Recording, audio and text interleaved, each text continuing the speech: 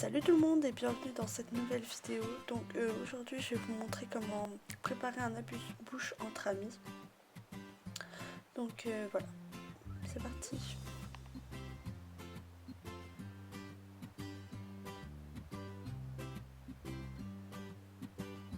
Donc pour les tartelettes au Nutella framboise, il vous faudra de la pâte sucrée. Donc là je vous ai pas marqué la recette, mais j'ai fait une vidéo où j'explique comment la faire, cette recette là précisément. Donc je vous invite à aller la voir, je vous la mettrai en barre d'infos.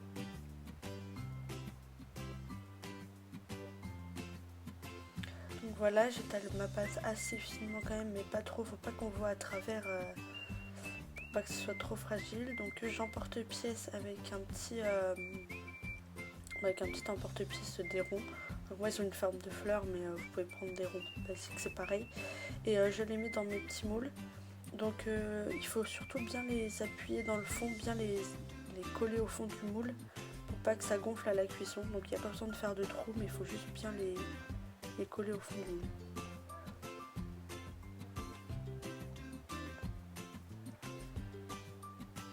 Ensuite c'est parti pour 10 minutes à 180 degrés.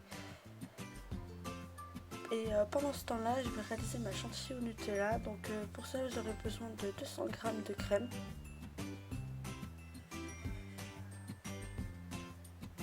Et de 4 cuillères à café de Nutella. Mais après, vous pouvez doser à peu près comme vous voulez. Donc voilà.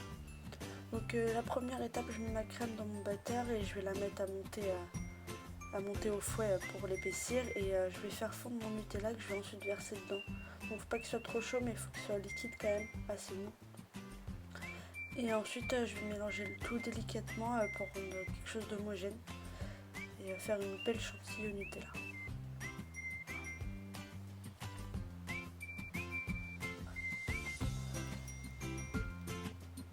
Donc une fois que c'est réalisé, je vais prendre une poche à douille avec une douille ronde numéro 10, la taille.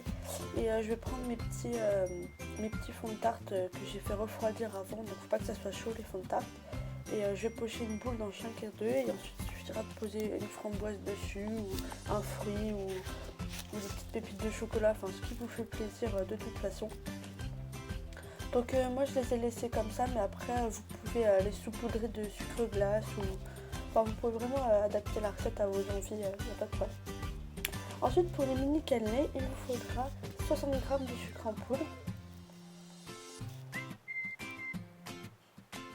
15 g de beurre, pardon,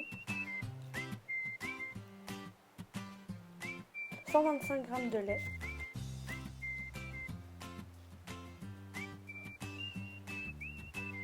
25 g de farine,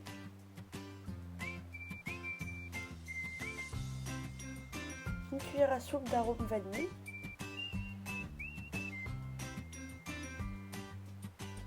un œuf,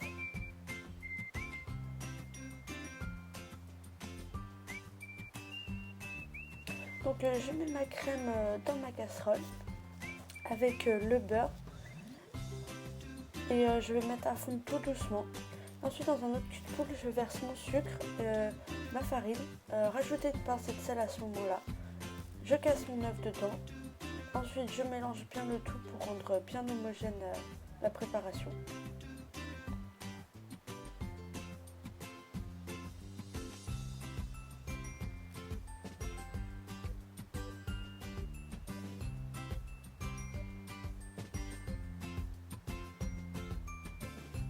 Une fois que c'est fait, je verse ma casserole avec mon lait et mon beurre et l'arôme vanille fondu dedans.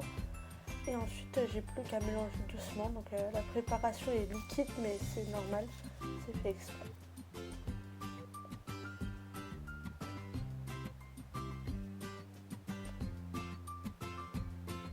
Donc ensuite, avec une louche, mais c'est pas le plus pratique si vous avez un